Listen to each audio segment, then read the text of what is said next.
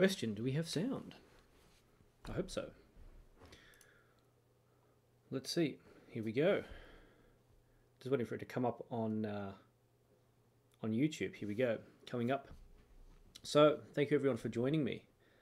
And I've put this stream at a different time to usual because some people in different countries weren't able to access my stream if I do it in about 12 hours or so, which is when I did it last time.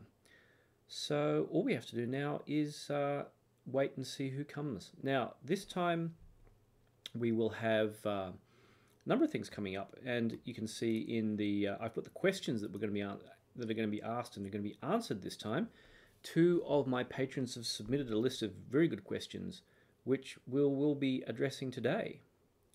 So in this case, if you just missed the start of the video, what you can do is you can go back anytime during the video, and I put it at DVR mode, and you can go back and watch it from the start. Anyhow, let's get going. So, no one watching yet, which is kind of unusual. I guess because I haven't, it's probably middle of the night in the US at the moment. Let's see, most of the people who watch I know are in the US, and it's about 3:30 in San Francisco, and it's only very early morning in the, what am I thinking, East Coast. So I guess we're just waiting for people to turn up and start watching. It seems somebody has. Okay, so to start with, get a good hello to Albert C. Thank you for coming.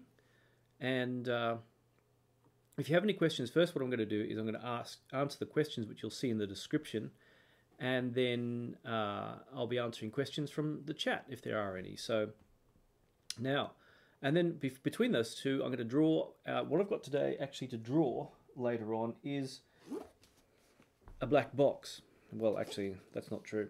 Let me open the black box and you can see what's inside. Now, this interesting story is via a intermediary I was sent a luxury and precision DAP. Now, with any luck, I don't know how fast my thing is going to focus, and I can only see the thing on delay, so I'm not sure how quick it is in terms of, let me just move everything around on the screen so I can see what's going on. Oh, no, my son is playing well today. This is, I think it's an L3 from memory, so it's the lower end of the range. Now, if you noticed carefully, I've never reviewed this, and you're thinking, why haven't you reviewed it? Well, the answer is, after I was sent it, they changed the voicing. So it's kind of useless to review something and say, oh, well, this is how it sounds, but this is not how it's going to sound if you buy one. So I never reviewed it. And it just sat in my cupboard for ages, and I found it again. It's like, oh, this thing exists. It's interesting. It is a touchscreen DAP, but you can only touch. You can't scroll or anything like that. You just touch buttons. Anyway, it's an interesting design. It was an interesting idea, and it's an interesting DAP. And anyway, and it's got an extra box, is up for draw, and I think they sold for about $300 or sell for about $300. I don't remember.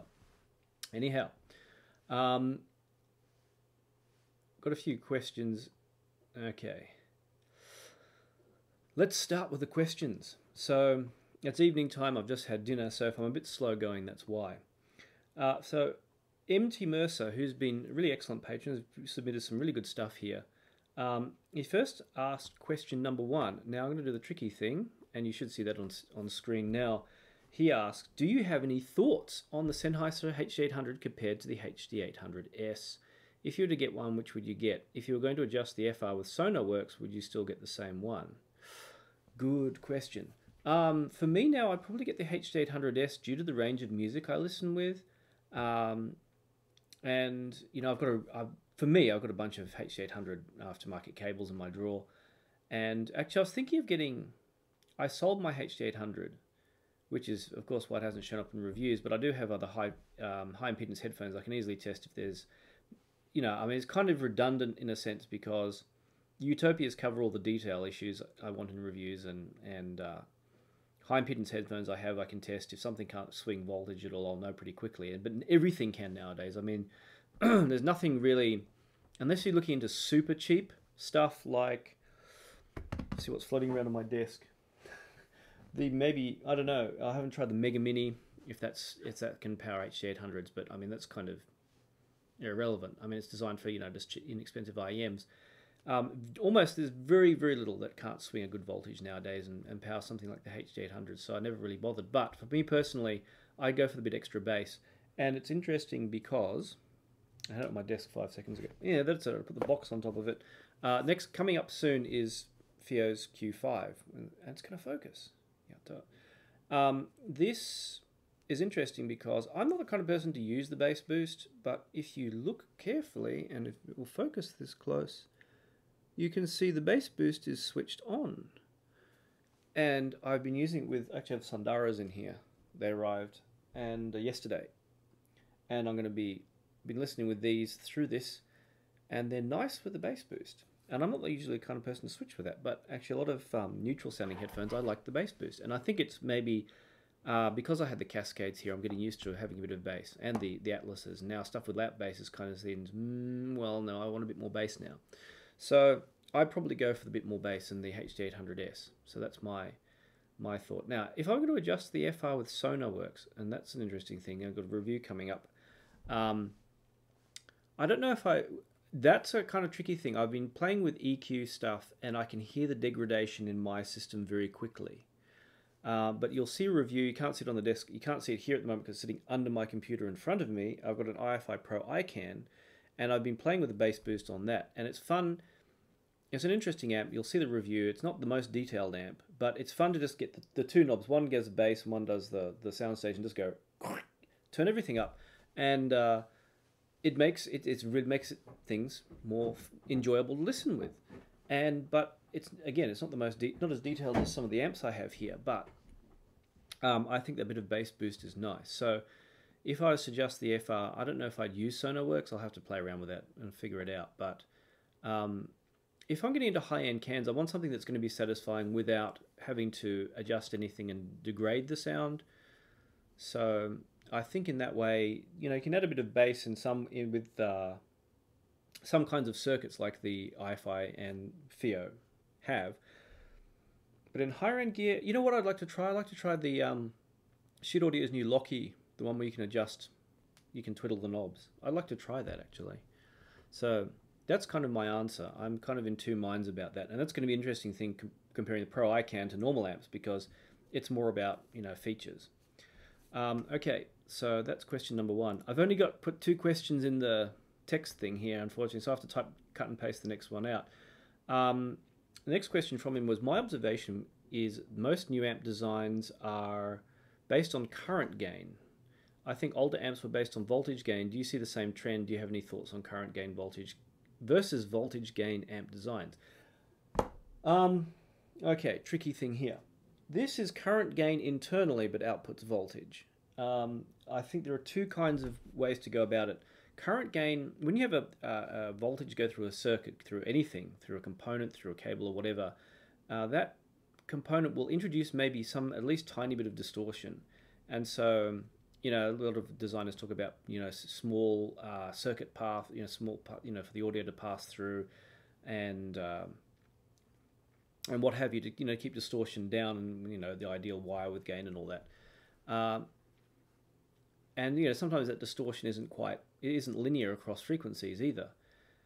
Now, I'm not an amp designer as such, so I don't know a lot about the electronics of this, but I've talked to designers, I've discussed the issues in bits and pieces, so I've got bits and pieces of understanding of why we perceive things a certain way, but I'm not an expert. But my understanding is the current gain system, because you're changing the, instead of the gain being done through increasing the voltage of the signal, it's done by having the signal as a series of fluctuations of current instead. It's less likely to produce distortion inside a circuit. So things like the Audio GD gear, they have current gain stages. So they change the voltage, the DAC has a current output, so the DAC chips you can get either have voltage output or current output. And from memory, Asahi Casa AKM are voltage output. Burr Brown, I think, are voltage output. I can't remember. Wolfson are current output because Audio GD used them before. Sabre are current output. Can't remember. But anyway, you can keep the whole thing in current mode, and amplify it. And one of the things that'll be in the review when I get round to it, yes I know, is that you can connect the current gain stage in the DACs to the current gain stage in the amps via the ACSS circuit, and it bypasses the conversion from current to voltage and then voltage back to current, and so you can have the whole thing amplified with minimal distortion. And of course, the final output is in voltage. I think it's across a lot of amps. I don't know if it's a new thing or yeah, I don't think amp design is so. I mean, it's one way of amplifying things. And of course, there's current output amps. Now, current output amps require headphones that have a completely flat impedance curve. Otherwise, you get like HD800s into a, say, Bakun amp, and you plug it into the current output socket, you get a change in the frequency response because you've got a high impedance, very, very high impedance output. So it's affected by non-flat impedances, and will change things. So there are kind of pros and cons to it, but it's like anything. Amp design is complex, and every maker has their own ideas how stuff should be and what's the most ideal way, and they have subtle differences, but it's fairly. I think it was Alex Cavalli was saying how there are only like half a dozen main designs for amps anyway, so it's just everything's just a variation of the same thing. I think it's only Shit Audio that's come out with some stuff that's been a bit off the wall, and they've been a bit creative in that way. So. I don't know if I have any particular thoughts. It's again all stuff to do with amps is to do with what the maker reckons is the best way to go about things and how they want to go about things and what they like. So like we have this Soundaware P1, which is tuned to sound like a famous amp, and I've just gone blank on the name of my head. AccuPhase, that's it. Really nice sounding amp. That's coming up for a review too, as one of the smoothest and very detailed sounding amps I've had in here so far. I've got the Susvaras plugged in, if you noticed, and it's just a regular conventional, and it's capacitor coupled output, which is supposed to be bad in some respects, but it uses very, very high quality capacitors for the coupling.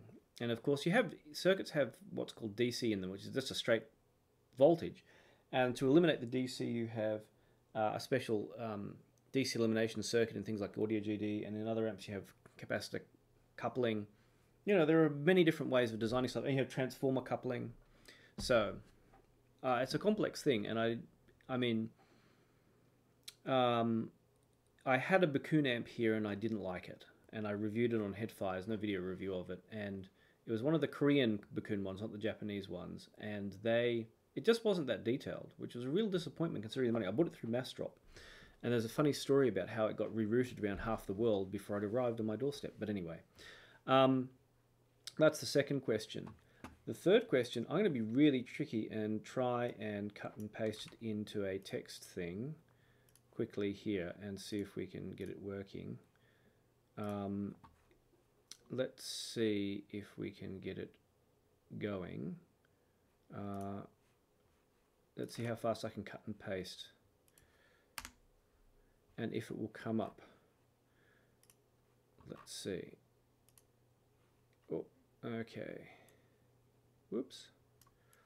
If this was all jumping around the screen, I have no idea how this is looking on YouTube, so forgive me if it goes and ends up looking funky. Okay, can you observe... yeah, okay, you're going to see it jump all over the screen, as this is very, very kludgy. Can you observe a difference between Redbook 16-bit 44.1 and 24-bit 96? Well, usually no. I think if there is... the times when there's been a difference, it's been most noticeable, say, if I've had a Saber DAC, which uses the default filters in the Saber DAC, and I've upsampled through Audiviner Plus to 384, and I've been able to input 384 into it. And I think there was one, the Orenda Flow was the last one I remember distinctly doing that, and that made it a significant improvement to the quality of musical instruments like piano and violin, which you can... the Saber, the ES9018 had a bit of a reputation, even if it was well implemented, for sounding a bit unnatural. And it appeared to be the filters, and I read a few reviews of high-end Saber DACs where the maker had put in, say, an FPGA or something, and put in their own filters to feed the Saber DAC. So and you could switch in their own special filters, or you could switch in the default Saber ones, and the reviewer said the default one sounded like crap in comparison. So I think when people are hearing differences, it's nothing to do with the fact that it's high res. It's so much as, I mean, 24-bit will lower the noise floor, in DACs that's measurable, but although it's kind of, you know, whether it's actually noticeable is kind of hard to say. I think like over over 44.1, if you go up to 48, you're pushing a lot of stuff. If people have like a hearing up to pretty high range hearing up to say 18 kilohertz or 20 in the rare cases, I think there's a chance it'll push some, you know, high frequency stuff out, you know, any high frequency aliasing out beyond audible levels. You know, whether the 24-bit lowering the noise floor, maybe, you know, I mean, maybe headphones plugged straight into, you know, something like Utopia is plugged straight into a Hugo 2. I don't know if you'd notice the difference. I mean, it already uses enough trickery to get around those kind of issues. And I think with regular DACs, again, it's like my upsampling test. You're bypassing part of the filtering that is in the DAC chips. And so things like instruments will sound more natural. But like, to give you an example, the last thing I listened to was Spongel, which is just looking on the screen now. I've got in the background, I've got Rune in the background, and it's got like this brick wall. It was brick wall filtered.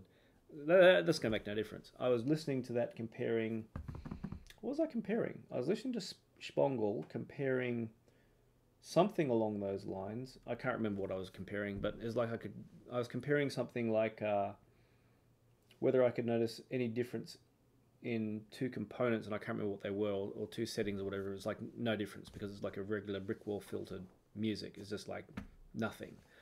So I reckon with it's less to do with it being, and the other thing is there was an interesting question, and I can't tell you where this question was asked. You'll see because it will become public in about a month. Is that someone was asking, they were listening to Kind of Blue by Miles Davis, and they were listening to a high-res version versus the CD version, and they could hear a clear difference.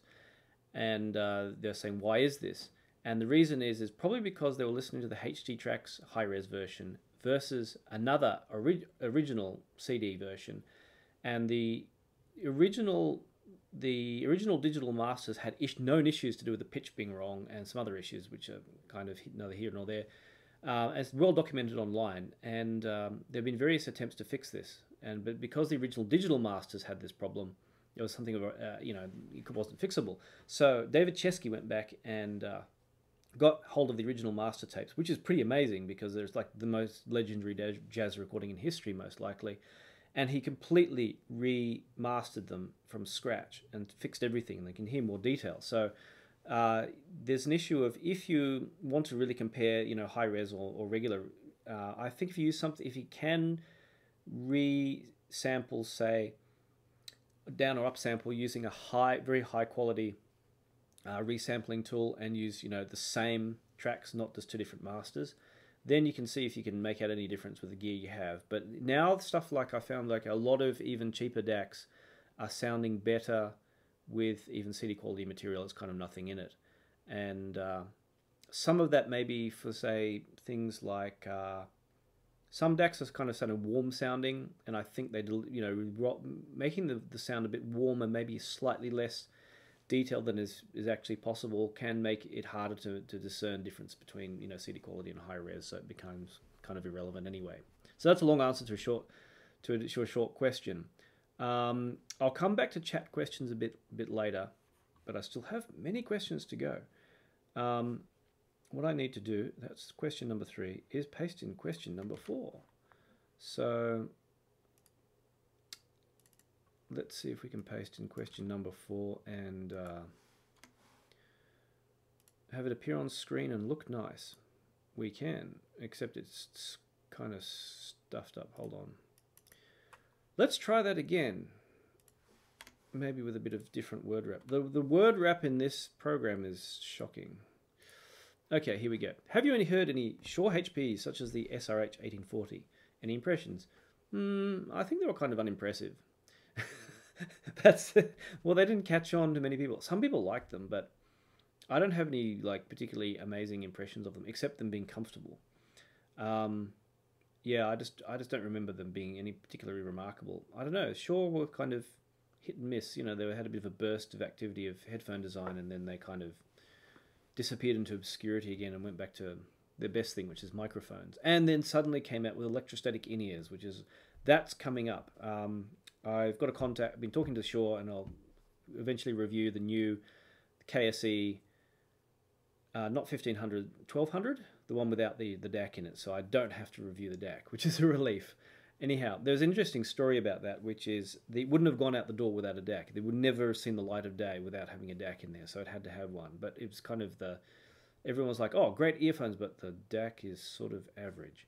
So that was a funny story, I was told. Next, I need Ko, who is one of my followers, and who, if you saw his write-up on with his father on one of the Can Jams, and he did some audio interviews, that was really fantastic. Now, I have to do some very tricky stuff in here and try and guess how best to word wrap this, so you can excuse my concentration on other stuff. I think this is going to work. The question is, if I suddenly drop it on screen, it's going to wipe out my face, but whatever. Okay. Okay. Can you see me? Okay. Bit of humor there. Okay, let's make it smaller. Here we go. Do you see a future where solid-state amps can emulate to an indiscernible difference tube amps? No, it can be done anytime. There's your answer. You can make... I was talking to Kingwa of Audio GD, and I said, why don't you make some tube amps? Everyone loves tube amps. He goes, I can make anything sound like a tube amp if you want. That's easy. And he did it. And he had 3 OPAs. There were op amps, but, you know, discrete op amps. And I don't think I have any floating around now. There's like, you know what an op amp is, this tiny little chip-like thing. And these things are like huge. They're like stuck out that much. And if I have one, I don't think I have one handy. They had all the discrete components on them, but an op amp is essentially like an entire audio circuit on a chip. And he could make them sound. One of them sounded like a tube, and it was slightly boosted in the bass and the treble. And we measured this, and it's still measured flat. But someone measured it, including the crosstalk, and they found the crosstalk in the bass and the mid. So instead of the crosstalk being flat, so it went broop, and the treble and bass very slightly. And that's what caused it to sound more tube-like. And so, yes. And then there was, if you look up Bob Carver, I think it was Bob Carver who did the experiment. He could make any amp sound like any maker's preference by just, you know, he could fake any expensive amp, you know, just with his own kind of basic, less expensive amps. There was a big deal about Bob Carver, you know, kind of faking all the expensive amps and how they sound. And I mean, it's true. I mean, this was designed to sound like an Accuphaser, as I said, and this wasn't designed to sound like anything, and neither were this stuff. This I'll get into. It doesn't have much of a sound either, but you know, every maker they hear particular things and they have a particular preference. Maybe they want to make it seem like there's a wider sound stage, which is slight, you know, that slight crosstalk V may have had an effect of. And you know, there's a whole bunch of other stuff. And so, yes, you can, I mean, all you have with, you know, tubes, you can tune them to sound euphoric, and it's just second even order harmonic distortion. And ladder DACs, very extremely low level even order harmonic distortion, it seems to be, at least. So, but it's, you know, it makes it sound nicer. And so, you know, Jack Wu of Wu Audio, talked to him, and he just likes that super tubey sound. And I admit, after having the WA8 here, I was listening with the WA8, so it sounded so nice, and I had the X7, and I couldn't listen to solid state gear for a while after. I had to like put a day aside just to not listen to the WA8 before I could go back to other stuff, because it just that euphoric lush sound was just so nice. So Wu Audio has introduced a solid state portable amp as an emission blah blah blah blah. No, I haven't. I talked to Jack only briefly, but they should be getting one for a review. But it's interesting they produce a solid state amp. It'll be interesting to see how it sounds. I always thought DAPs were going out not in the rage because of. I thought DAPs were going to take over the whole portable market, if not Bluetooth. But anyway, I suppose there's still a market for portable amps. Now I have to do some tricky cut and paste thing again. We'll see if we can get this working once more. And get word wrap that isn't ridiculous. Let's see. With any luck, we should have a question. Yes. Okay. Do you think the future of hi-fi DAC designs are to be FPGA based? We are seeing Audio GD adopt hybrid designs. it's huge undertaking to program an FPGA from scratch, and so I guess Kingwa just farmed out for someone to do it for him. And all this stuff is I don't think any of this stuff is programmed in house for the digital. It's all farmed out, because you know you can find someone who can do it. So I think the power of FPGAs. I mean, we've seen FPGA-based DACs where they've rolled their own filters, as I've already talked about. So instead of using the DAC filters, you know, like if you buy a Wolfson DAC, it has filters on the chip. ESS Saber DACs have filters on the chip. Burr Brown, everyone. You just connect different pins together, and it's literally connecting different pins to tell which filter that's on there you want to use. And I don't have it handy, but there was some of the Audio GD stuff had, you know, you just put jumpers in to change the filter. You could do it while it was running, which is probably not a good idea, but you could do it. And but those filters were kind of basic. Whereas if you have an FPGA, of course, you've got mountains more power, so you can, you know, produce a more accurate coefficients. So the number of coefficients, so you have the coefficients to decide, you know, the exact form of the filtering. And with an FPGA, you can have more. So I guess if depending on cost and stuff, I guess it's more of a high-end thing. We may see more people coming out with those kinds of things if it becomes more readily easy to program them. But I mean, programming it's not like programming a computer; it's a different undertaking altogether. So I don't see why we've already seen a fair few out there. That's that question done. Now let me do my cut and paste thing again. This one's a shorter question, so. Let's see if word wrap doesn't kill me this time. No, maybe it will. Oh no, we got it. What are the unique aspects, attitudes of the Japanese hi-fi market compared to the rest of the world? That's a tricky one. I think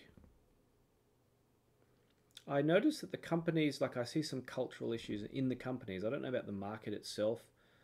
You know, I deal with, you know, the enthusiast. It's like the same. You have the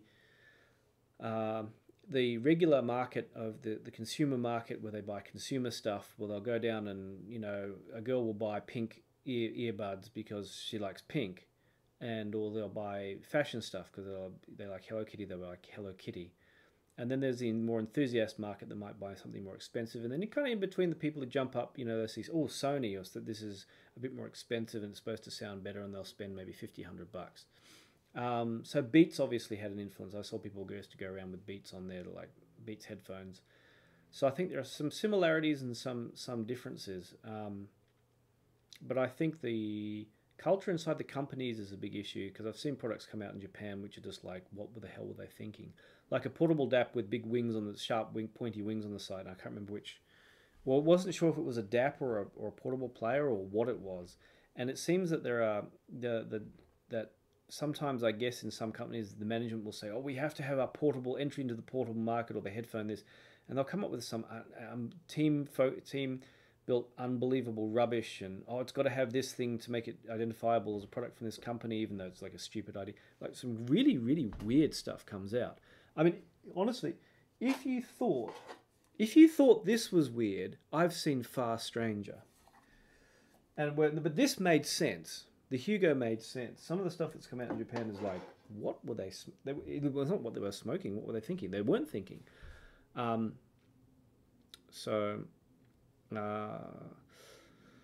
Yeah, I think I noticed more of a difference in the companies, but otherwise I don't notice it to be hugely different, except that a lot of people spend their time commuting, and then, you know, the big deal one day would be able to watch a TV on your phone. They had this called one seg TV, and people were watching TV on their phone. That's just vanished because now everyone goes with smartphones. And so listening to music and be able to watch YouTube and all that, you know, while you're commuting, because people would spend hours and hours and hours a day sometimes commuting. That's kind of a big deal. But, you know, smartphones, there were smartphones in Japan before there were smartphones everywhere else. But they were very, very different. Okay, next question. A big one. So this is going to require a bit of time to line wrap. It's supposed to automatically line wrap, and I can tell you now it doesn't work. The auto line wrap is a complete failure. And nor can I, and it's becoming slightly troublesome to line wrap manually. This is the problem with user interface stuff. I'm using a Mac here, and stuff that's designed to work on different platforms ends up looking really, really weird. Okay, I don't know if you guys will be able to read this because I'm going to have to squish it right down. But, okay. You can still see me. As the audience of hi-fi grows, especially in the younger crowd, we are seeing devices such as the Blue Wave Get attempting to make hi-fi more convenient. As wireless HD standards become more prevalent, will hi-fi shift to a more transportable, I guess, portable market and move away from the bulk we have today, i.e. less DAP and more amp DAC units, and more types of Blue Wave Get-like devices? How does the Blue Wave Get change your view of the future of hi-fi? Well, that's a tricky question. There's a few things going on there. Let's stick the question in the corner so it's more easy. First of all, the electronics that are available generally are becoming smaller, more powerful. They can do more stuff. You can go to China and you get now Blue Wave is not obviously the only company that has a device like this, and it's because there are these maybe OEM boards available, OEM systems where they don't have to do a lot of development work to get something viable, or they'll go to a company who does Bluetooth stuff exclusively, and they'll say, I want a Bluetooth thing with these features and fit into this space, blah, blah, blah, blah, blah, and they'll do it for them. And, mileage may vary, and we see all this stuff appearing on Kickstarter all the time. I want to just design my own headphones and put Bluetooth in them. Okay, yep, you just have someone will design the headphones, and then you have a company that will do the boards or whatever like that. So it's becoming easier to have more convenient hi-fi gear. I mean, we have stuff like Apple's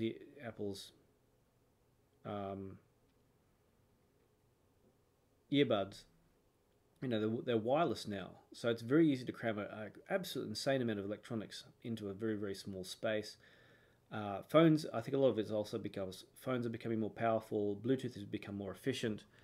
I think it's, not only that, but the sound quality. I mean, you probably may have heard my story, if you saw the A100 Sony Bluetooth review, those headphones, I saw them at, Sony's booth, Sony's table at the Tokyo show, and now Tsunoda said, Amos, you've got to check these out. And I look at them like, what are they? And the guy said the multiple colors, which is the first sign. It's like, no, I don't want to do anything which has multiple colors.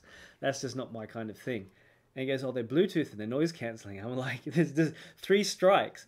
That's like multiple colors, Bluetooth, and noise cancelling. That's no way. And I listened to them, I'm like, what the holy heck? These are excellent.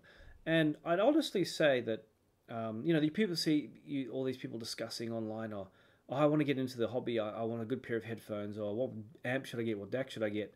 My answer now is, screw that. Go and buy a good pair of Bluetooth headphones. Really, it's just like the whole market is just, should I buy the Modi and Magni from Shidor? No, go buy a pair of Bluetooth headphones. Screw that. And that's nothing against Mike and Jason, because, some people want that, and some people like having little components on their desks. They look at shit audio, but no, I mean, why bother?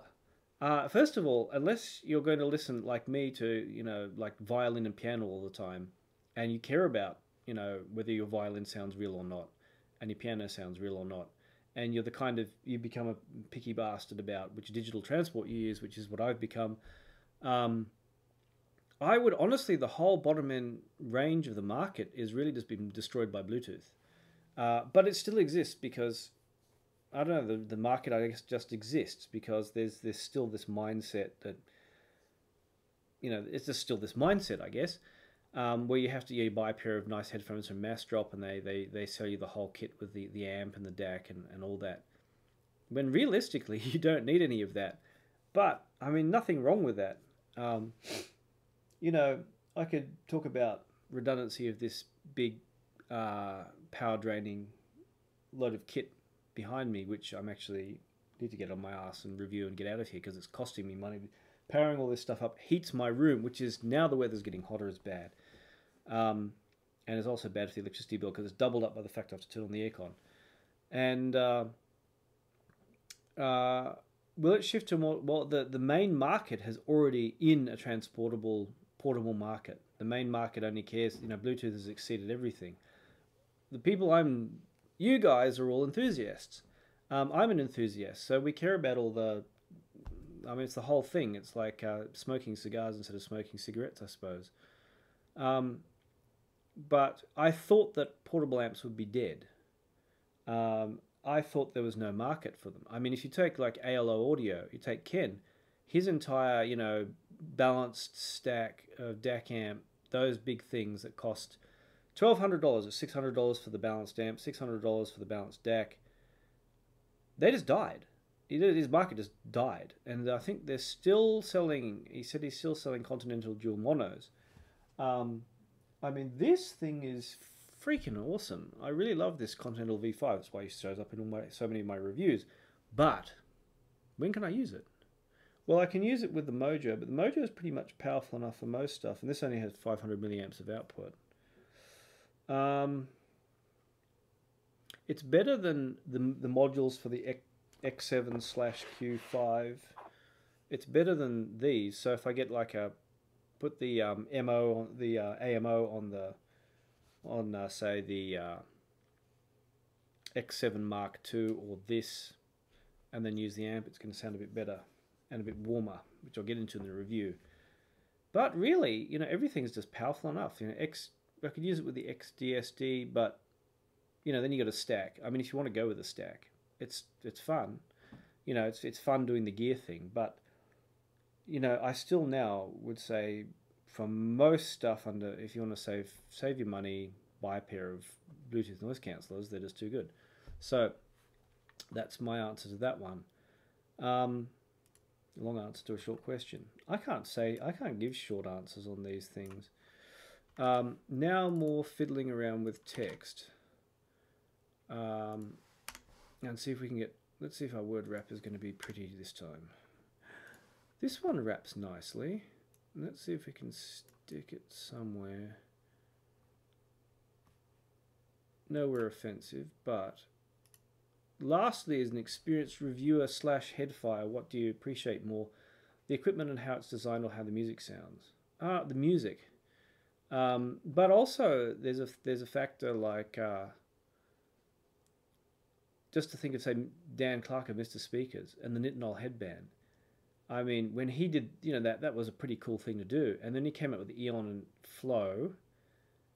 And you have manufacturers coming up to the table, picking these things up. This is engineers from other companies. I can't say who. It'd be too rude to say who. And they look at them and go like, that's ridiculous. They've just, made all the other manufacturers look ridiculous with their design, because he just made this simple and brilliant design. And it was a Nitinol wire. It wasn't Dan who came up with it, actually. It was one of his workers suggested it. So that kind of stuff. Or Meze. Well, they're floating around here. No, they're sitting somewhere else. Anyway, the Meze, you put them straight on your head. You don't have left or right. You just plug in left in whichever side and right in whichever side, and the cable decides it. So I appreciate the design in that you have to have something sitting in your ears for a while, but it is very hard to design. People say, oh, I wish the ear pads were larger. So then they have to redo all the acoustics and everything of the ear pads. It's kind of a tricky science. So it's not always so simple. So when someone comes out with something really unique, like like the Meze, or what Dan Clark did with the Nitinol headband, that I really appreciate. So functionality. I mean, of course, you like to have something that looks nice. I've got the Sundaras here, and I'll see in the review. Shouldn't be too long. I mean, they're very, very industrial. Let's see if the camera's going to play nice with me today. My head is now a pair of headphones.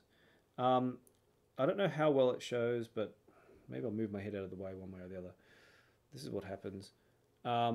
They are super, super, super, super industrial looking.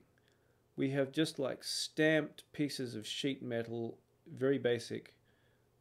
It's not a pretty design. It makes me think of, if you like your firearms, and I should have done this to most of the Americans out there. It reminds me of the Sten gun, which was just made from the most basic stamped sheet metal possible, just to be functional. So it is very, very basic and functional design. It's almost brutal in its simplicity, but it sounds awesome. These really do sound really excellent. So once you forget about if you can't stand ugly sheet metal, then you won't like them, but they do sound excellent. So, very Chinese. The sound quality comes first, everything else, well, doesn't. That gets to our end of our questions. So, and let's see, get all my windows working. I have to scroll back and check all the questions, but what I'm going to do next is the draw. Okay, so for those who just have missed, I have a DAP that never got reviewed because they changed the voicing after they sent it to me. A luxury and precision, I think it's L3, whichever is the cheaper model of the cheap one. The touch screen that doesn't scroll, it only touches. But it actually sounded all right. It's just that it's very irritating when you get something and you can't review it, because otherwise everyone will have different impressions. So I have a pre-prepared, my usual thing, container full of bits of paper with the names. I just print out a spreadsheet and chop everyone's names out of there who is in the requisite bracket. Now, if you have been charged and approved, so you've actually sent me money, not just signed up, then your name will be in here. So without further ado, how much I can mix them up. Kind of hard, I don't want to go flying out anywhere. Let's see who's going to get a luxury and precision player. Now, the name I've got is John Perrine. John Perrine, you are now, if you're happy with it, a proud owner of a luxury and precision player in a black box. So you can, if you're watching, you can contact me, but I'll send you a message anyway through Patreon. So that's that all done. And so now, actually, that makes, well, that's well over $1,500 worth of stuff I've given out for free. And you've helped me clear my cupboards, which is important. Now, I just got to jump into Patreon, not Patreon, jump into check what's happening on the Patreon. And if you're not a patron, I have a Discord server running. We actually I put a music bot in there finally, which is kind of really silly. I never realized that, well, of course I only realized there were music bots, but for some reason I didn't think of putting one in there. We have a nice sort of very small community going, and it's been good. I'm actually enjoying the community aspect of it, and people like Ko, if you saw on Headfire, he contributed this, his father went to CanJam, did interviews and wrote up a whole thing, his experiences and everything, which was really fantastic. And that's really good too, because, to have that whole, not just me and everyone just following what I do, but actually contributing as well is really, really enjoyable. And giving me ideas, and especially these questions that I get, which I've been answering, are super helpful as well. And it makes me know what people are thinking about and want to know about. And so if you haven't already, please do consider joining the community.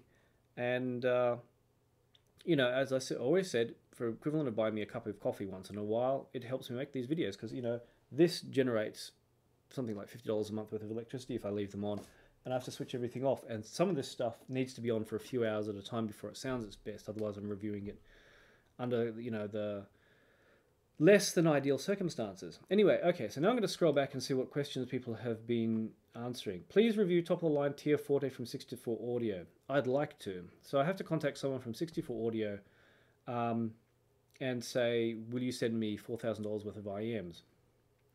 I'd like to do that.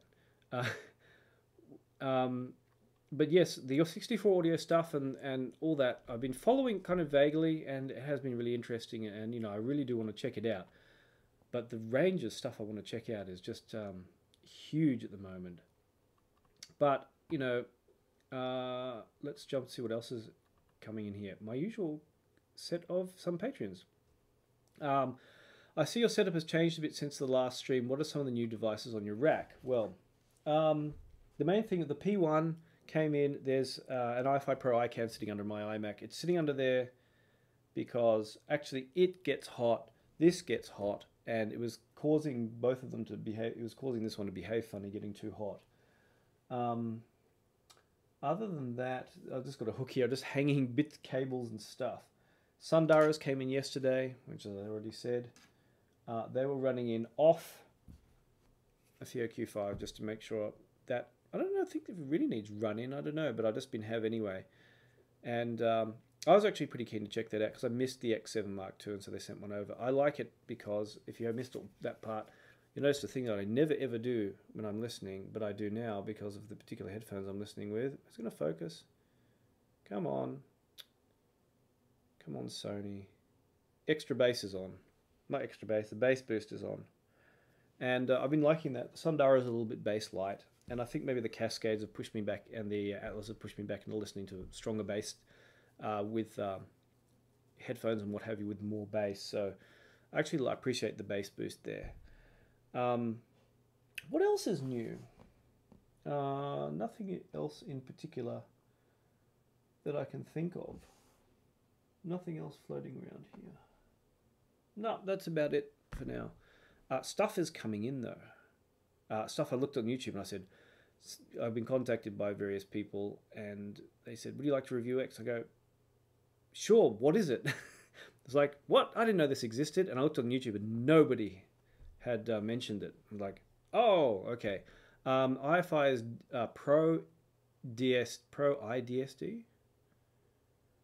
Must be. I have Pro iCans or Pro DSD. I'm going to muck it up. The DAC is coming in as well. So both that. So there's going to be a lot of IFI coming in. Go through a lot of IFI, well, a reasonable range of IFI stuff. And Shure KSC 1200, that should be happening. Stacks is going to happen. SR009S is going to happen. This has been sitting here for so long, waiting for this pair of headphones. No, they're going to be reviewed on the full kit with any luck. But the problem is, the Japanese press have to get their reviews out of the way, and then once there's a slot available to me, then I can borrow it for hopefully a couple of weeks or longer and go through the whole rig. But that'll be interesting. Audio Technica ADX5000. They are this. Holy crap, Audio Technica, you could have done this, if you'd only done this years ago. This is like what we've been waiting for, not just random cans, random weird metal-backed cans with odd sound signatures like the, was it A1000 and A2000X? Yeah, the really funny ones. Like, what were you thinking? ADX5000 is just like, holy cow, they're good. They're really, really good. So they'll become, I'm going to definitely borrow, I'm actually tempted, if I cannot spend money, so I mean, otherwise I'd just be going like, yep, let's just sell off, well, what do I actually own? This? So, you know, I'm not at the point I can't sell stuff off to buy headphones, so otherwise I would have probably bought, being considered buying the Audio Technica. Let's see. I'm going to see if I can scroll through all the text, everything here. We're talking about stuff. Now, if I pronounce your name wrong, please forgive me. Kishore Patel. Thank you very much for showing up. And opinion on R2, R11. I'd actually like to check that out. I want to do a $350 shootout. Shoot Audio versus Audio GD versus, who was the third one? Oh, there is a third one. Just wait. Stuff's coming. More stuff. I've been talking to people. After I go to shows, I talk to people and they go, we want you to review this. And I go, yes. So the $350 shootout may still happen, but I don't know yet.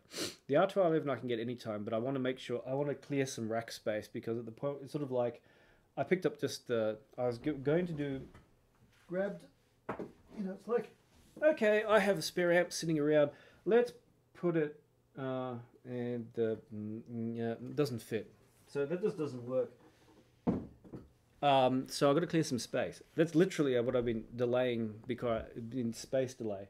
This has to wait for stacks. This has to wait for me to get off my ass and unplug everything so I can take pictures. And yeah, anyway, it's just kind of messy, and it's kind of the big components of what if they've been sitting here a while. It becomes a bit of a pain. And those rotating around digital inputs and firmware versions and other crap, which is just mucked it up. Let's see. I have some very strange questions in here and some interesting ones. Now, let's see if I can jump to an actual question. NFP1 amp, C2 amp. Which one do you recommend? One is SE and one is balanced. Okay, so Toxic Avenger, I guess that's what the...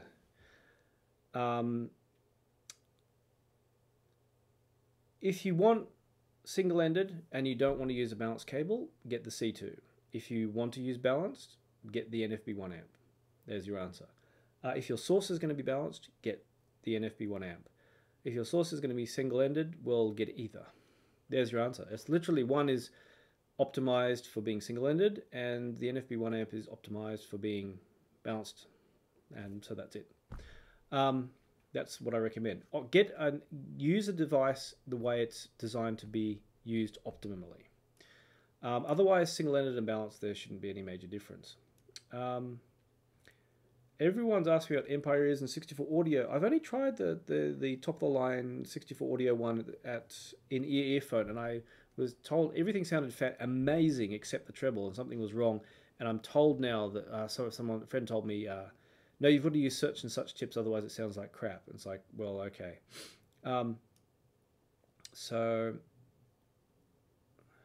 Okay, so we're back to Yethel saying, I used to own SRH 1840, bright and bass shy. That sounds about, yeah. Poor man's HD800. That's an interesting thing. It was ages ago I heard them, but I remember them, that sounds about right. I remember them being bass light. NFB 11.28 or R2R11 for LCD2C. Well, I'd actually really need to get both of those in here to compare it and decide. I tried the LCD2Cs at earphone, and I did out of my Hugo 2, and I didn't like them. It's funny, I used to own the original LCD2s. So Fuji Avic or earphone? Earphone. Well, both are good. I mean, it's not far to go between them. Fuji Avic is in Nakano, near Nakano Sun Plaza. They have a nice comfy chair. It's usually quiet. It's usually not too busy. You can hear a lot of stuff. Earphone is usually very busy. Some of their displays have ended up like big camera displays where the cables are entangled, stuff is broken, and stuff is kind of a mess.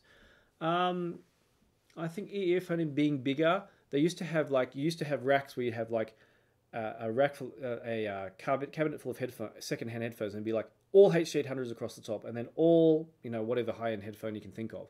And now I think they've spread them across a bunch of stores, or they've sold a lot of them online, so they only have a minimal number of samples in there, so it doesn't look so impressive.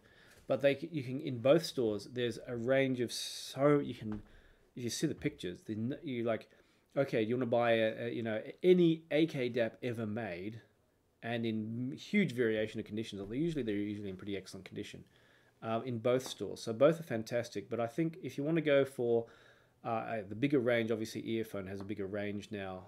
Fuji Avic is actually a bunch of stores that sell camera gear. They sell they have a headphone store, camera store. They have other stores that sell other kind of things.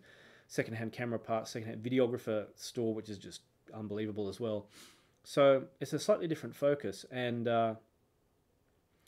for just headphones, earphone of course only does audio gear, so they of course have the better range and the bigger store. So, but going to both, I mean, it's like about 25-30 minutes between them. I mean, it's like it's more or less, it's two trains, but it's like anyway, I won't explain Tokyo. If you want to know how to get there, it's actually very easy between them.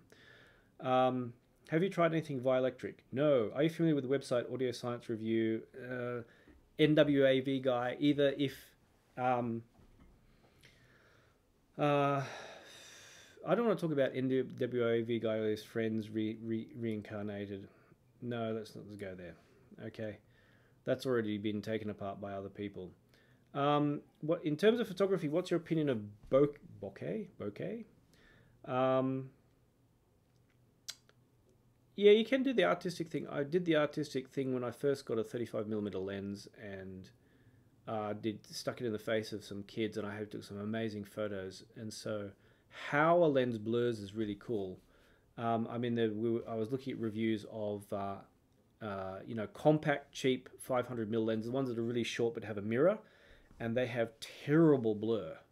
When they blur, you have stuffle depth of field, even at really long ranges. But when it goes out of focus, it looks really terrible. So, I mean, it depends what you're taking photos of. You see, say, like Anak-chan on Headfire takes really beautiful photos when he does close-up stuff.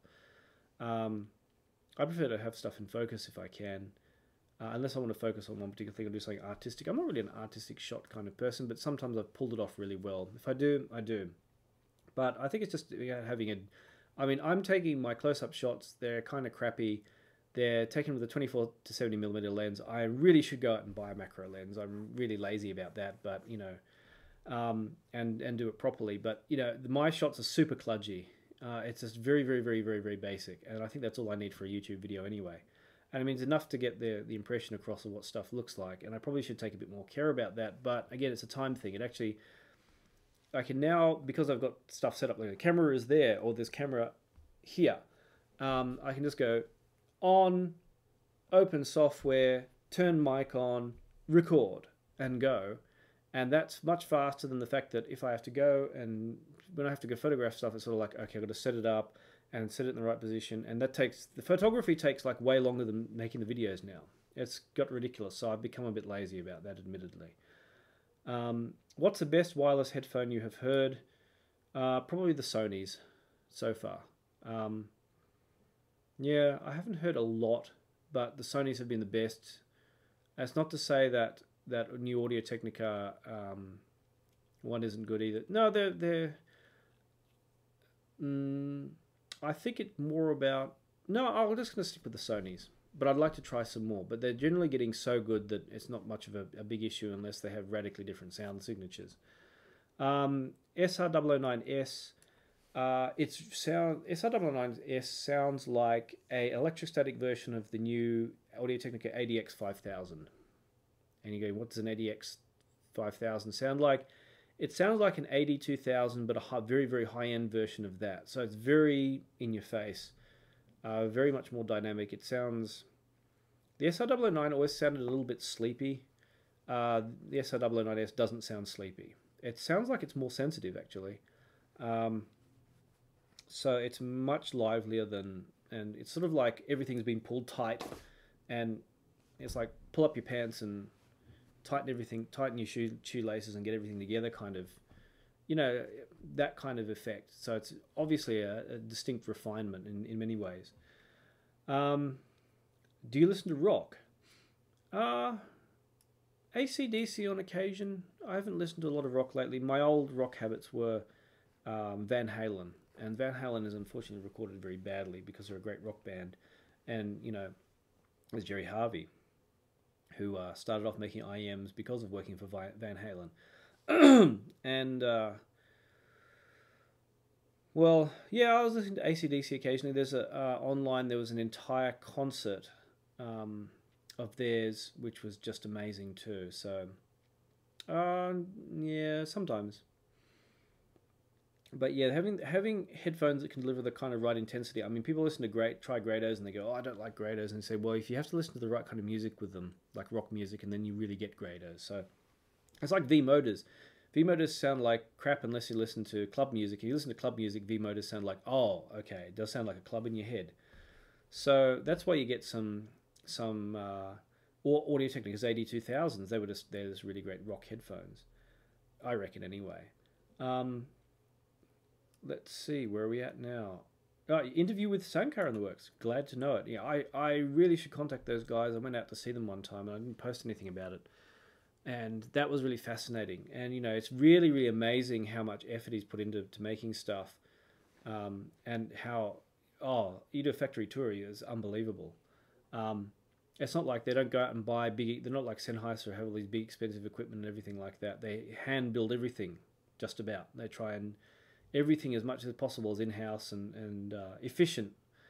Use existing equipment and repurpose it to do their designs. It's amazing how clever he is. LCDX or Edition X V2. Yeah, I think you asked this before. First of all, the LCDX, I have an original one here with a dead driver. And this is original as in very, very, very, very first production run. And so I haven't been able to listen to it. Versus Edition X V2, well, I had to give those back because they were only here temporarily. And so that's very hard to say. The Edition X V2 are going to be more comfortable.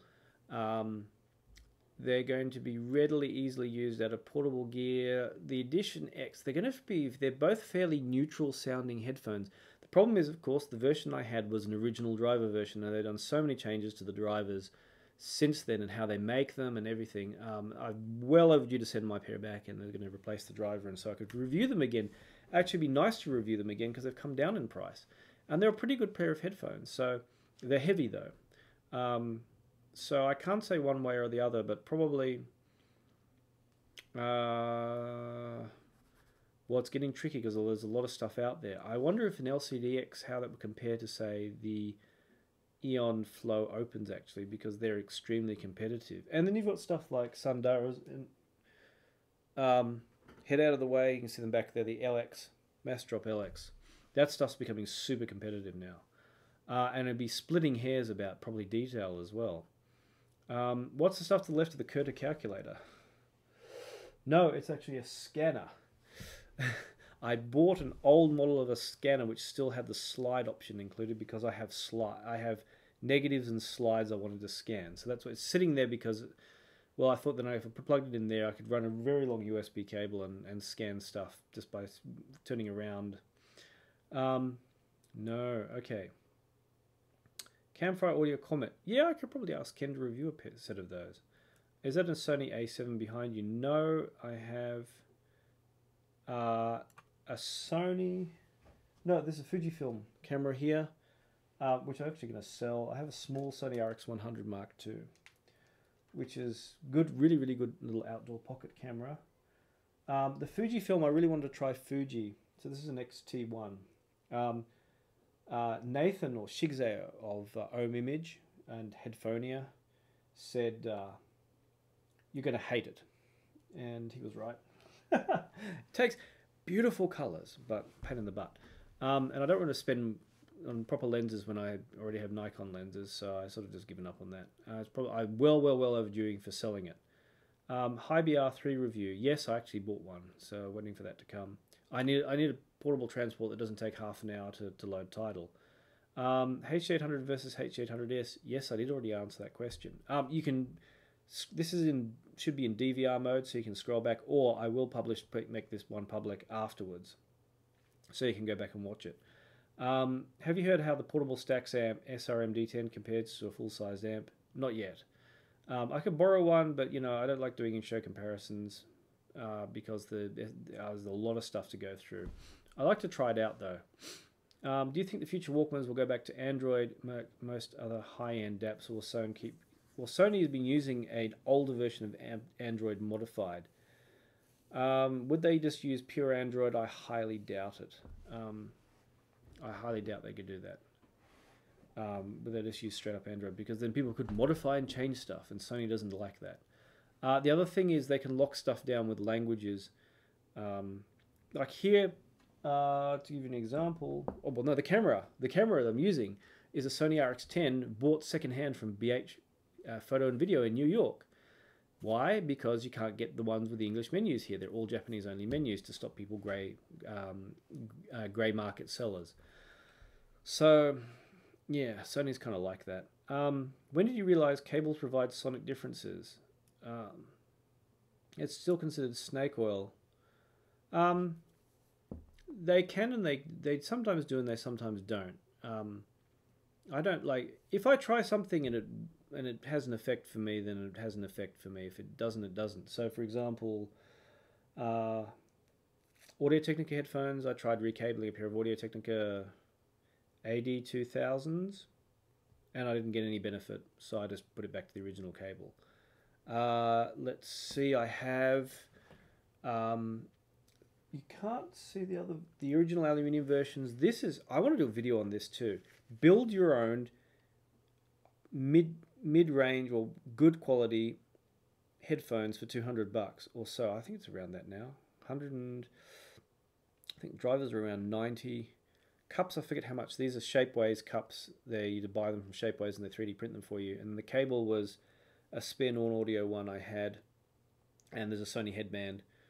And when I originally did these, I can't remember what cable I put on them. I've got original aluminium ones from Symphones, way back when he was doing the metal cups and inserts. And I remember recabling them, and there was a huge difference with those. Not huge, but like noticeable that music sounded better. HD800s I think sound better with it. I mean, high-end headphones, I've got the Silver Dragon back on here. There's a little bit more relaxed with more detail using the high-end gear.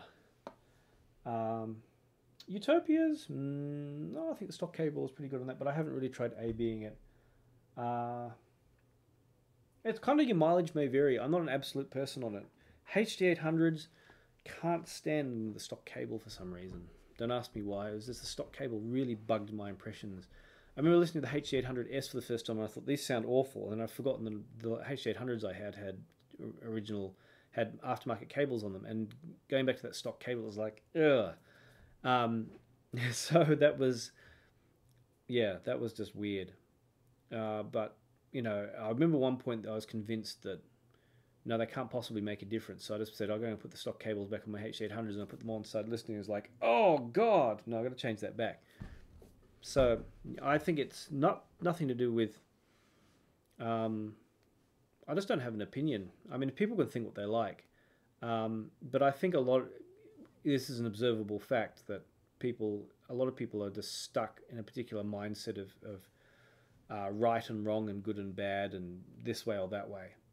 And so it's more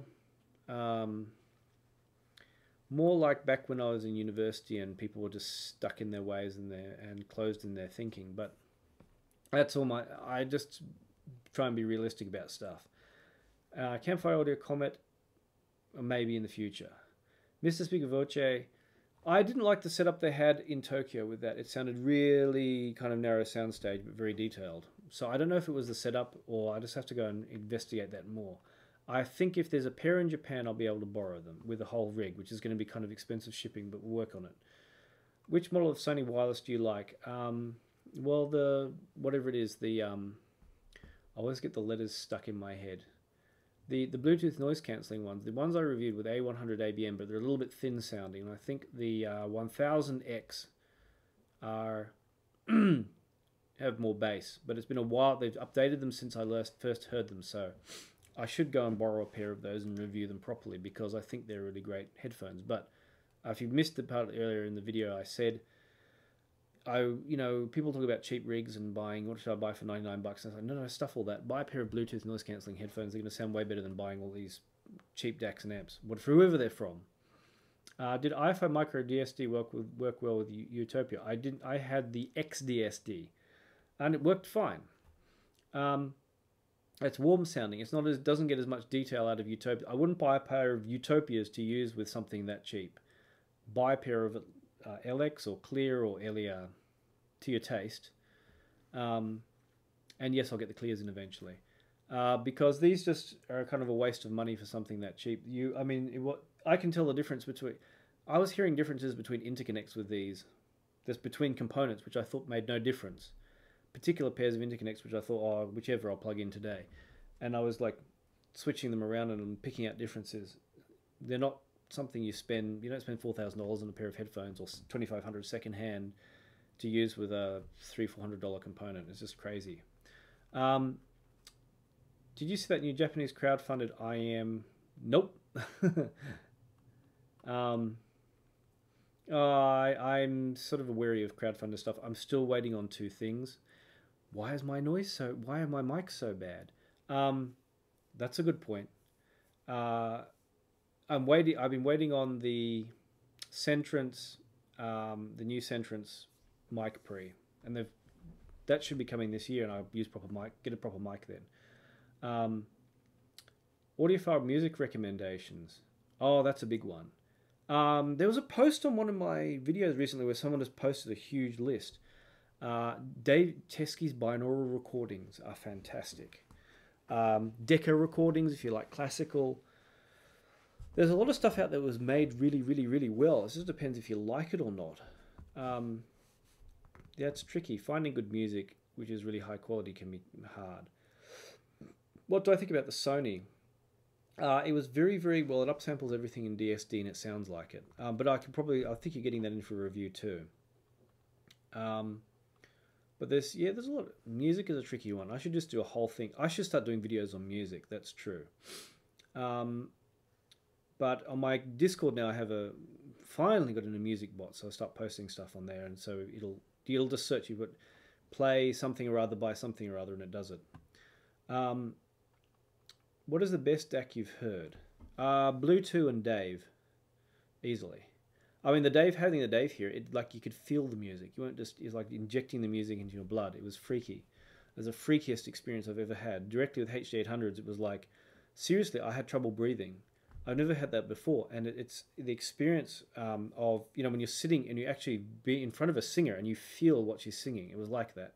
That was insane. I've been to, you know, high-end audio rooms which were pretty insane too, but I think there were some pretty good vinyl setups I heard too, but nothing digitally that was quite anything like that till the Dave.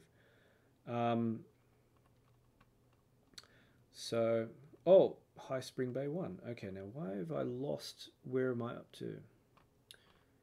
Okay, it just jumped on me.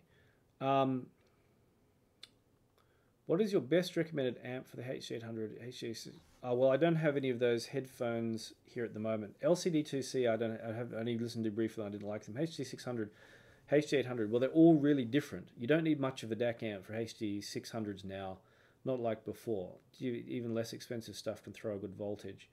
HD800s are a different beast altogether. I always like tube amps with them, but then I just like nowadays stuff tends to be so much better, even less expensive stuff. But I actually liked the Mojo with the HD800.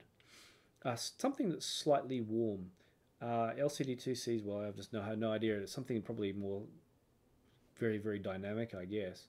What Discord servers am I on? I'm on the headphones one, I'm on Aornix one, I'm on my own private one, and I'm on some other which have nothing to do with headphones. But I don't, they're all mute. All the ones except my one, two that I run are muted. So I probably won't notice except anything. The headphones one tends to be, you know, mostly crap. It's not too bad, I suppose. Aornix one is kind of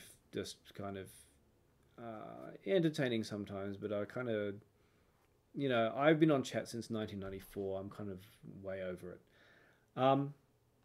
John K. Thanks, John. Okay, what current affordable planar open or closed headphones do you think sound best, or do you like the most? This is interesting, and is going to come up. As brutal industrial design as they have, these so far, after even with a day, even straight out of the box, the Sundaras, brutal industrial design, but they sound, it's like they put everything into the drivers and did the minimum decent looking everything else they could, and they sound really great. They look like being a bargain. The LX, I like the Focal. I like the LX a lot. For a pair of headphones which isn't as detailed as I usually, you know, listen to all this high-end stuff, I really like them. So I think Focal's really nailed it with their designs.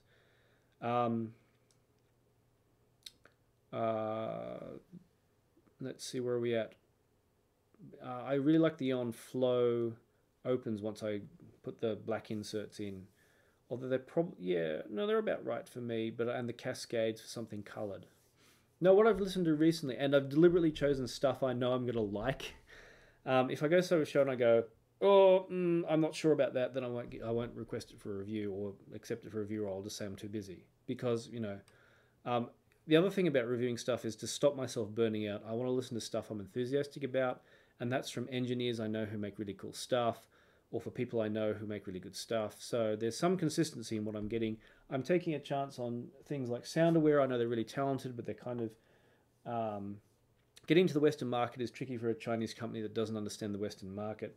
IFI has been an interesting one. They've been very popular, but I've wanted to try their stuff, and it's kind of been... I'm not sure I've been up for, because I've heard mixed comments from people.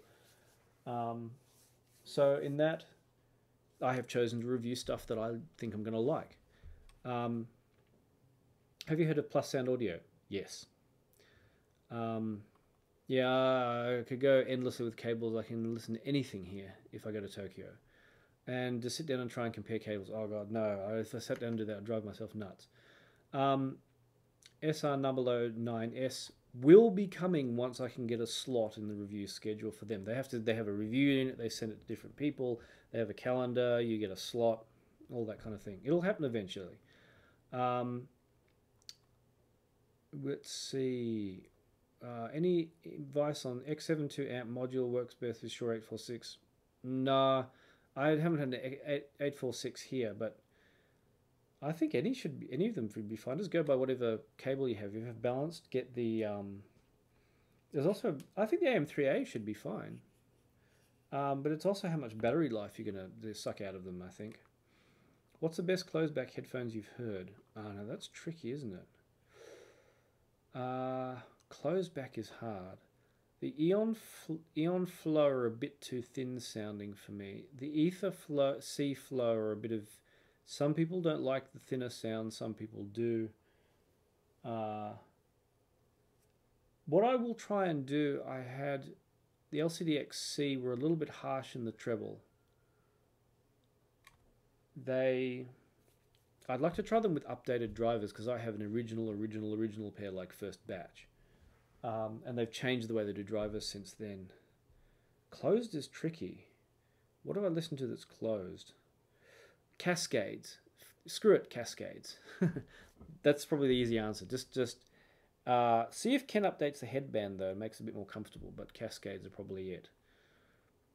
Can you remember that huge list mentioned of audiophone music posted by someone? It'll be in the last 2 or 3 videos that I made. Somewhere in there, but it's a very recent comment.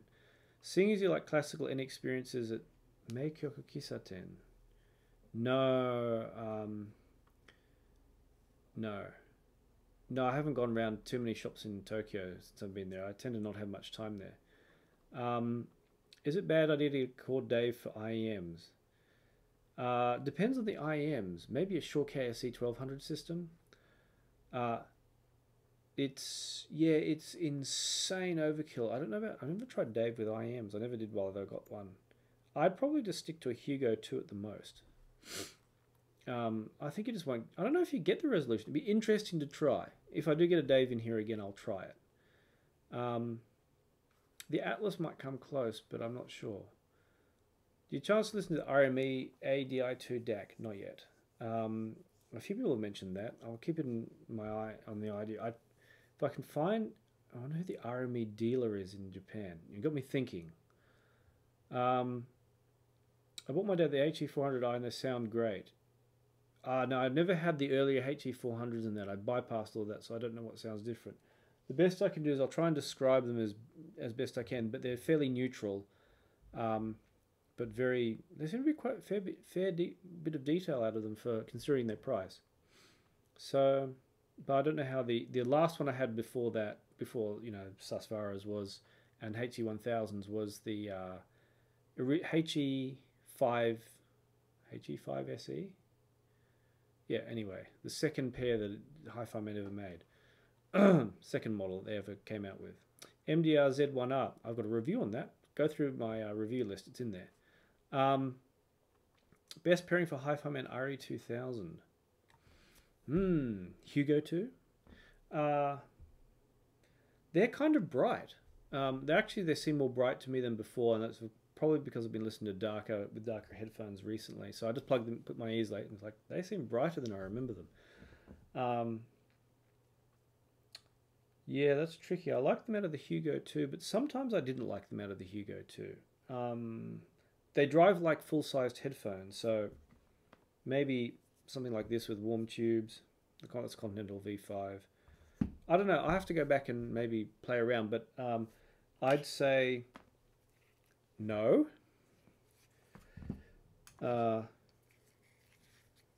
Yes. Yeah, something along that kind of direction. Something a bit warmer sounding. I find this, so far with this, it's sounding a bit fatiguing, so that I wouldn't do that with anything bright. It'd be interesting to try a WA8 with them, actually.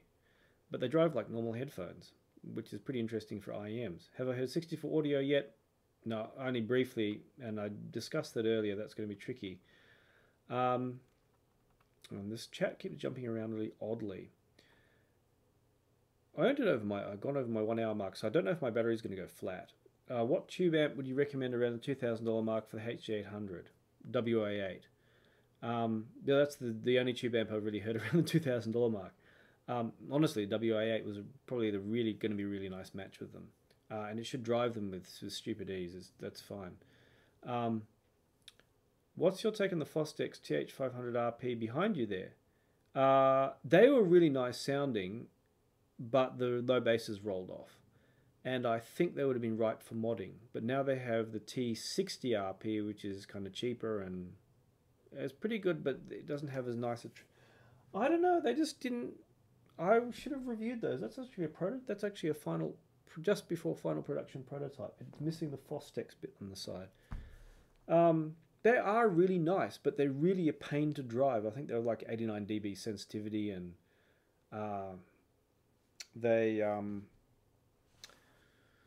yeah, they are pretty nice, but I don't know. I think it was the low bass roll-off that kind of killed it, which is the whole point of getting a planer is you don't get low bass roll-off. But they have the same size driver as the Fostex T50 series, but they had some improved design characteristics. So I guess they just didn't capture people's imaginations. And, you know, if they had some kind of fancy wood rings around them or something, I don't know. If they made them more fancy, they probably would have sold. But yeah, I don't know. It's kind of like a stuck in a weird position, weird place. If they come out now as competitors to the, say, the Eon Flow open and close, but I don't think they would have competed. So I don't know. It's kind of tricky. For some reason, Fostex doesn't seem to put quite enough research into. I think Fostex may be stuck in that they're part of a parent company that does a lot of OEM stuff. I mean, Foster, you know, half the headphones out there are Foster headphones. We're not talking about enthusiast headphones, but regular consumer headphones. So I think they're in a position where if they do anything that's too competitive, that will kind of stuff up their OEM business. It's like, oh, how do we know you're not going to just steal our ideas kind of thing. So they may be really stuck in what they can produce in terms of headphones, because without competing with their OEM customers and with all the knowledge they have about the stuff they make for their OEM customers. So, which is a pity, because if they really pull all the stops out, I'm sure they could do amazing gear.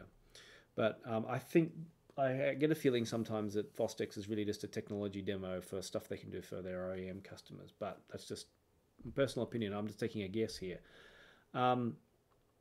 What do you think of the JH Audio Lolas? Very nice mid-range. Imagine Roxanne's with much nicer mid-range. The treble, I'm still having issue with JH Audio treble not being as nice as it can with some IEMs. I mean, they were designed for Slash, a guitarist. So if you're a guitarist, you're going to love them. Any recommendations? $100 to $200. IEMs, headphones. $100 to $200 mark is actually getting pretty decent in terms of IEMs. Well, you can get a lot of decent stuff for around that price easily. It's getting to the point that you can almost, if you 250 and above, is getting a Bluetooth noise cancelling. I've already seen is getting really good.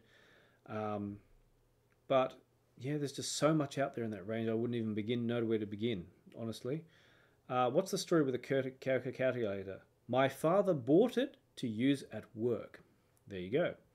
That's the story. I literally and he just left it in its cases in pristine condition. And I take it to schools and show kids, this is what a mechanical calculator looks like, and they go, holy crap. It's great to see the expression on their face.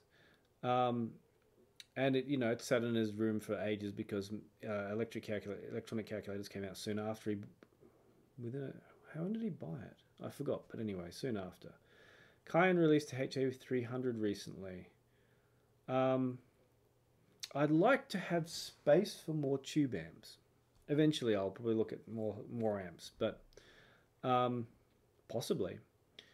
What is it worth? I don't have 300Bs to roll. Would it be worth to upgrade from the HE560, 500 or Sundara to Edition XV2? I don't know about I don't know. Don't think so. I don't know if it would be an upgrade. That's a tricky question. I haven't had HE560s here. I heard them in Moon Audio when I visited there years ago. 500, I've never heard. So I don't know. It's very, very hard to say. I mean, if they're all fairly neutral sounding, I don't think it'll be necessarily much of an upgrade. Do Utopia and Etherflow match well with your Master 9?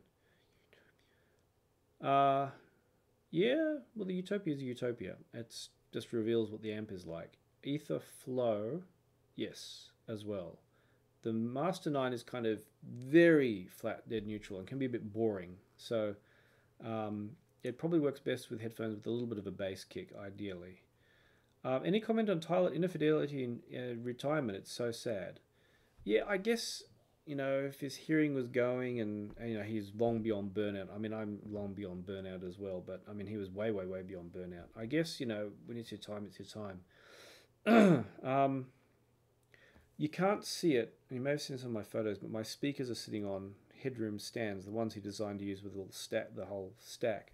And I went out of my way to find a pair because they were a freaking brilliant idea, and they've never seen anything like it since. And so he was kind of the mad genius, but yeah, he did a lot of stuff, which is really cool. So yeah, yeah, it'd be nice, well, I hope he has a really good in retirement in his little van. I think that'll be great for him. Though, yeah, maybe we'll see him around again. But it'll be interesting to see what he comes out with if he starts writing again. But yeah,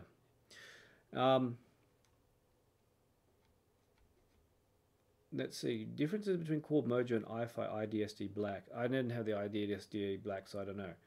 Only the XDSD and the Mojo sounded kind of more spacious, but that's to do with the tech in the Mojo. But no, I never had the IDSD Black, and was one of the things I was thinking of reviewing when I was told that they come up with the XDSD and sent me one. So that's what happened there. What's your portable setup? On a plane, it's now those cheesily named Field Divas, which can we see them? Yeah, you can see them. Do my tricky thing where I watch the screen and point. There. Because I tried using IMs on planes and the stewardess would come up and you're fiddling, getting stuff out of your ears.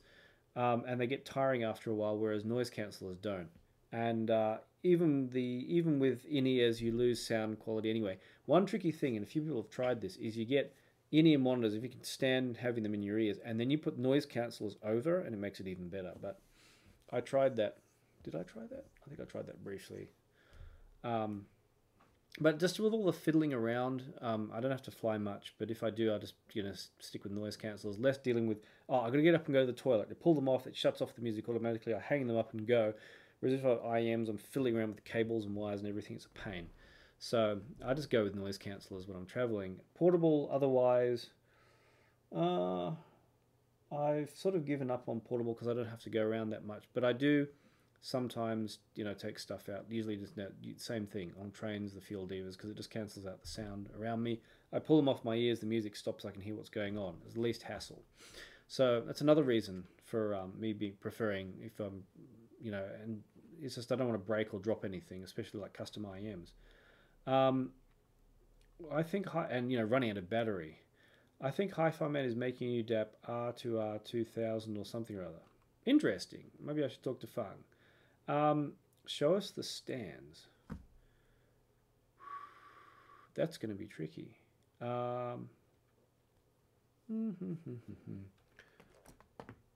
It's gone way past the time I said I'd do this. Which stand can I show? I'm not going to show anything really weird. You can look up, I don't know if the headroom system will show on, if you can search for it, someone will have taken photos somewhere. So what I will do is try and be a bit tricky and see if I can get it to show up.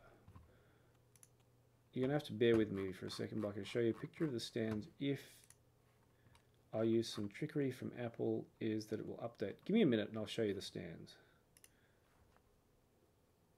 So I've taken a photo, I'm just waiting for it to transfer through Apple's magic system onto my computer.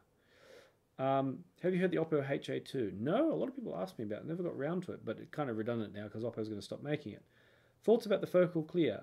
My thoughts are, I get asked about this like every week, and I'm going to contact Focal and ask if I can have a pair over here to review. So, the nice noise cancelling cans. Okay, there, I'll post it in the chat. It's called Field Diva. No, actually, what I'll do is I'll use this funky text thing. I reviewed them. They're cheesy as heck name, but ready? Here we go. Field Diva. But they must, whatever the heck they're using, they're really good. And I stood, I've got a video where there were two trees and full of cicadas in summer, and I recorded 90 dBs of noise from them. That was really loud. And I went out there with the field divas on them, and they cancelled out about 99% of it. So it was actually you could listen to music in this din. It was pretty insane. There is a review somewhere on my channel. Now, the question is, has Apple done its magic? And it has. And you have to bear with me a second while I drag stuff all around. Now, if I do some tricky stuff here, image. Okay. Create new image. Okay, you're going to have to, let's see if this will work. Yes. Okay. Let's see if this will load. Okay, now something will pop up on screen. Ta-da. And it's the wrong size. This is what happens when you have software that is just not suited to what it's supposed to be doing. It's now loaded the image at full size and is fitting it to screen. Okay, you have to wait till I just resize it.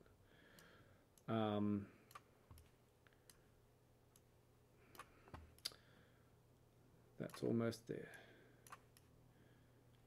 This is what you have, software designed by people who don't think about how you need to use it. Okay, there's the stand. Now I've lost half my... Oh, there we go. There's a chat back. Okay, so there's a headphone hanger that you bolt in on either side. You can see the bolt hole directly opposite. It's adjustable by height. You can unscrew on this side, and then you can slide up or down. Slid about halfway. Now what would happen is in the center, where I've got a hard drive in there and pens and other crap, they had their amps and stuff for all a set width. So you could put in like a headphone amp, and then you'd have your you had mono, either a stereo or mono block D-class amps, and then a DAC. They actually had a DAC as well, and you'd stack all that together and wire it all up at the back, and you put your speakers on top of what you can see Adam Artist 3 is on top. They were suggesting some other really nice speakers, Harbeths, that was it.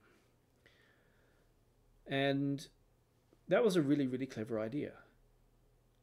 And they're really, you know, I don't hang any headphones on at the moment because the headphone thing actually swiveled a bit too, but because the place it's sitting, the headphones bang against the desk, and so they're partly raised to avoid that and partly raised to try and get some other stuff fitting correctly on my desk, but it's a long story.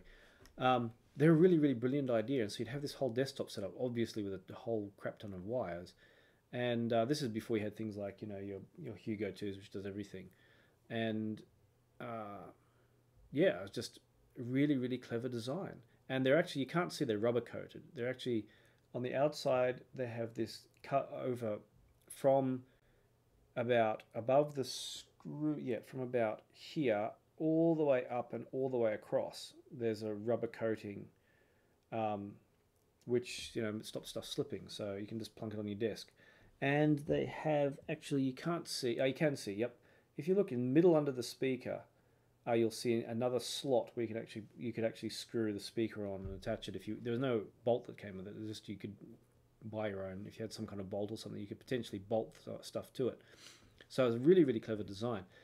Nobody makes them anymore.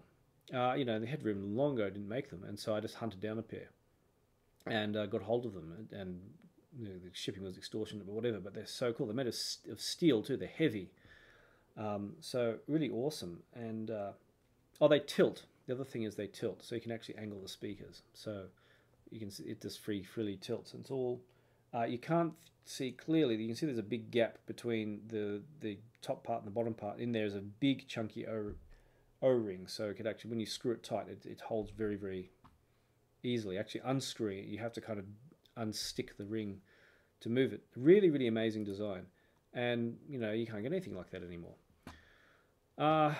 What's the Raspberry Pi for? Diet Pi. It actually hooked up to the Mojo earlier, and I was hooking it up to the Q5 for just to play music through, because Roon you can leave running continuously, whereas I can switch off the computer and leave it running continuously because it's running on a computer that's sitting under there, and I just can go to the iPad, start it running, and burn in stuff. I can plug in the Mojo, to that, and then I can plug in the power to the Mojo, and I can plug in headphones, and I can run them in endlessly. I can do the same with the Q5, and the Sundaras are on that system, are going to be switched on once I finish this video. Be coming towards the end because I should kind of finish up. Thoughts on speakers versus headphones? Well, it depends where you're setting it up. I mean, if you have speakers, you've got to consider the room. So if I put speakers in here, which I've considered many, many times, I'd have to damp the room. And if you hear in my videos where I'm actually using the same mic as I am now, you get more of an echo, you get an echo effect. And I've actually tried to cancel this out by getting all the blankets in the house and draping them around everything I possibly can across the floor, trying to set up baffles, like barriers, to try and stop the sound bouncing around. If I was to get speakers, I'd have to, replace these monitors. And these do fantastically as they are, but they miss the low bass. So I've often considered putting other monitors here, or getting rid of these and putting monitors in the corner of my room, because I'm sitting, this is half my room that you're looking at here. Well, a bit less than half, is about a third, and then, or 2/5, and then there's a whole section behind. So actually, if I turn on these monitors with music, you get a kind of echoey, boomy effect. And then I would just drive myself nuts trying to get speakers working in here. And then I'll maybe have to find speakers which don't have unported or front ported, or then buy stands. And then will it fit in the room with all the other crap I have in here? I just can't be bothered. So it depends on if you can be bothered with the room setup. If you're doing like a near field, that's going to be really, really enjoyable. But then if you need low bass, you need to get a subwoofer. And so it depends. Headphones are kind of easy you don't have to worry about the environment. But yeah, I can understand the diminishing returns things, because if you're spending more than about $4,000 on speakers, on headphones, should I get speakers? Well, assuming you have a good place you can put them, yeah, it's hard to say that we're not going to enjoy. Like, there's I can think of a pair of $4,000 speakers now, non-ported, that use ELAC drivers and EAR Yoshino amps built in, which I would love to buy for $4,000. So that's tricky. Let's see. Okay, so that's it. Any very last questions, and I'm going to go off. And I don't know if my battery's going to go flat. I should probably check. That's one of the other reasons I should get a power pack for the Sony so I can run it endlessly. But thank you all for joining, and if you did miss out on anything, I will make the video of this whole thing available after I finished. And so some quick plugs I have to do. Bear with me a second, because I forgot one. One thing I have to do is grab a book. Let's grab a copy of this. Okay.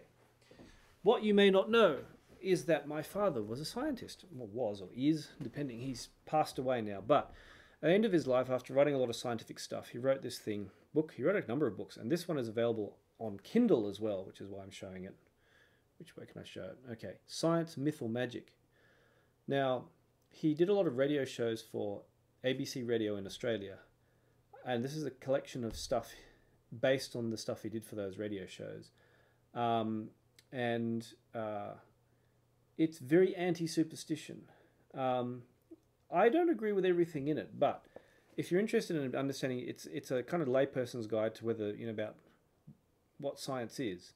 And it's important because, news reports on science, and news journalists are kind of simplistic in their thinking, and people are simplistic in their thinking in that science is like an arbiter of truth, which it is not.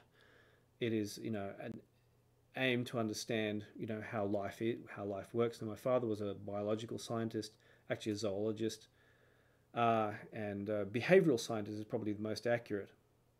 And, he's had a particular mindset where, you'd have a scientific age where everything is based on science. And it's an insight in that, and you can get that on Amazon. So if you just look for Science, Myth or Magic, it will come up. And book form is probably more expensive. Kindle form is cheap. So that, if you're interested, and I will get, obviously I get a small, tiny sliver of that if you do buy the book. My Patreon. The reason I can do all this stuff, especially the live feeds, is because of my Patreon. And as I said, would you buy me a coffee? You know, coffee costs what, $3 or $4 or whatever it is. Would you consider buying me a coffee like a few times a year? If you consider doing something like that, even sending, if you're not already a patron, even sending $1 or $2 my way once a month helps me make these videos, because as I said, the electricity of this, it all adds up. And the thing for me is it also starting to build a bit of a community of people where, you know, who I can interact with, and it encourages me to make these videos and encourages me to have the feedback. And the reason I'm still in the hobby is because of people. I mean, if it was just the gear, it'd become boring, and I go to the Tokyo shows and I meet the engineers, the manufacturers, and the people, and it becomes really interesting, the other people in the hobby. And the same way through like the Discord chat and all that, and having people interact and learn stuff, and I get feedback what people enjoyed and what they didn't. And you know, the good feedback I've got from this has helped me make more videos, and if you'd like to help support that, it'd be super appreciated. And I really appreciate the people who've already helped me out and are already helping me out every month do this. It's just made a fantastic difference, and it's made me being able to churn out a lot more videos and do a lot more stuff, and become more efficient about it. In the future, I'd like to do a lot of stuff which maybe interview people in the industry, do more show reports. There's a lot of stuff I've been, and people have really encouraged, and it was started this originally at the encouragement of a friend. So please do consider even just sending me something. Thank you very much, Albert C, once again for your support there. That helps me make these videos. So if you can do that, that would be super appreciated. I hate asking people for stuff. I even hate, you know, kind of asking manufacturers to lend me stuff. But the thing I appreciate is that people have given feedback that they have bought something or haven't even bought something. They said, "Oh, I know, thanks to your video, you've told me something. You know, I know I wouldn't like this product, and I know not to have bought it." And that kind of feedback has been fantastic. And to hear people who have gone out and bought stuff and they said, "Oh yeah, your impressions were exactly what I thought, and I thought fantastic," or "I've missed something and then I've been able to improve on my reviews," that's been fantastic as well. So I really appreciate all the support in different ways, the feedback and the discussion and the questions from all you guys. And it's always the same great guys. The Patreon on YouTube. Okay, so it's usually in the corner of all the videos and it's in the About section, but I'll just post the thing here in chat for you.